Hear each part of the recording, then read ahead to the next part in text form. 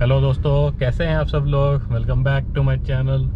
Friends, जैसे मैंने आपको प्रीवियस 2 वीडियो में बताया था कि मेरी गाड़ी के जो इसमें गियर में जो एक इशू क्रिएट हुआ था, तो अभी अगर आपने लास्ट 2 पार्ट देखे होंगे तो उसमें उन्होंने बताया था कि इसमें जो एक पार्ट है वो रिप्लेस होना है। सेलेक्टर जो पार्ट है वो रिप्लेस होना है। तो आज मेरे पास फ़ोन आया था मारुति सर्विस वालों का कि सर आप आ जाओ और आपका जो ये पार्ट है ये हम इसको रिप्लेस कर देते हैं, क्योंकि ये पार्ट जो है वो आ चुका है। आई थिंक 1 वीक के अराउंड हो चुका है इसको, तो पार्ट्स की अवेलेबिलिटी बड़ी इजीली हो गई है। तो अभी आज मैं जा रहा हूँ ये रिप्लेस करवाने के लिए। लेट्स सी अभी क्या बनता है। तो जैसा भी कुछ रहेगा मैं आपको अपडेट करूँगा। अगर प्रोसेस रहा चेंज करने का या जो भी है वो आपको शो करूँगा वीडियो में, तो आप वीडियो में बने रहिए। और अगर वीडियो पसंद आती है तो प्लीज़ लाइक करें, शेयर करें, चैनल को सब्सक्राइब जरूर करें। बाकी आप वीडियो बने रहिए, मैं आपको आगे बताता हूँ क्या प्रोसेस रहेगा। राइट,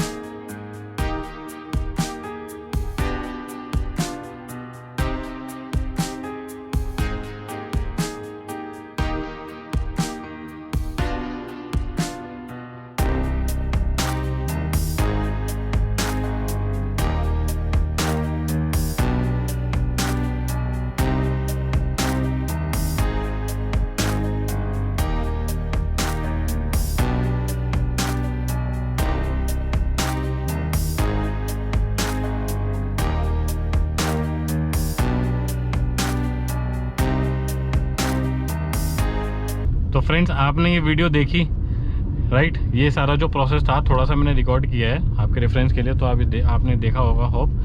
तो अभी जो फिलहाल है ना, मैंने टेस्ट राइड वगैरह सब ले ली है गाड़ी की, लेकिन मैंने उनको बोला कि आप अपने जो भी आपका प्रोसेस है बिलिंग वगैरह का आप वो कंप्लीट कर लो, लेकिन आप मेरी प्रॉब्लम को अभी अंडर ऑब्जर्वेशन रखो, क्योंकि मैं इसको भी क्लोज नहीं करने दे रहा हूँ। क्योंकि अगर आप अब इसको ऑब्जर्वेशन में नहीं रखेंगे ना, इन केस मे भी अगर प्रॉब्लम आ गई तो ये 2-3 दिन बाद फिर दोबारा से ही वो होगा कि ये प्रॉब्लम दोबारा क्यों आई। फिर जाओ, फिर समझाओ चीज़ें, दोबारा से रीओपन कराओ सारी की सारी प्रॉब्लम्स को। इसीलिए मैंने वो पॉइंट उसको जानबूझ के ऐड करवाया। वैसे तो वो पहले मानने को तैयार नहीं थे कि सर जब सब चीज़ हो गई है, आपके सामने पार्ट चेंज कर दिया, तो हम इसको क्यों करें। मैंने कहा नहीं, आप इसको करो, ऑब्जर्वेशन में रखो। ये सारे डॉक्यूमेंट्स वगैरह हैं इसमें, देखो यहाँ लिखा भी है यहाँ पे 3rd gear noise under observation. तो ये थोड़ा सा मेरे को प्लस पॉइंट मिलेगा अभी ये लिखने के बाद कि अभी ऑब्जर्वेशन में है। फिलहाल तो अभी 3rd गियर में चलाने पे कोई ऐसा देखो मेरे को कोई प्रॉब्लम नहीं है, थोड़ी कुछ भी होगा, अभी झटके वगैरह नहीं मार रहा है। थैंक गॉड ये प्रॉब्लम बहुत जल्दी सॉर्ट होगी। बट हाँ, एक मेरे को चीज़ बहुत अच्छी लगी मारुति की कि आई थिंक ये 1 हफ्ते के अंदर ही अंदर ना इनका पूरा पार्ट जो है ये वहाँ से आ चुका है। और मेरे पास फ़ोन भी आ गया था कि सर आप अपना जो पार्ट है ये आप रिप्लेस करा लो। तो ये मेरे को बहुत अच्छी चीज़ लगी कि 1 हफ्ते के अंदर ही ये जो पार्ट है वो फैक्ट्री से आ गया। वरना कई बार तो क्या होता है कि कुछ पार्ट को डालने में इतना टाइम लग जाता है कि कम से कम अपने को 15-20 दिन से ज़्यादा वेट करना पड़ रहा था कहीं कहीं की जगह पे। तो ये चीज़ मेरे को मारुति की बहुत अच्छी लगी।